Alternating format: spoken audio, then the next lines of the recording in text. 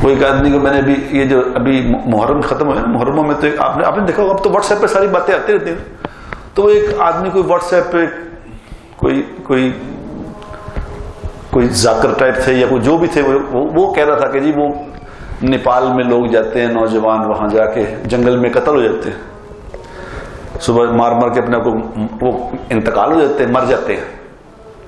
پھر شام کو کوئی آتا ہے ان کو پاؤں سے اٹھاتا ہے تو کہتے ہیں اٹھو بھی چلو جاؤ اپنے گھر جاؤ.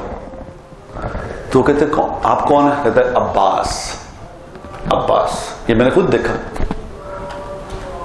یعنی وہ مر جاتے ہیں پھر ان کو اٹھا کے زندہ کرے.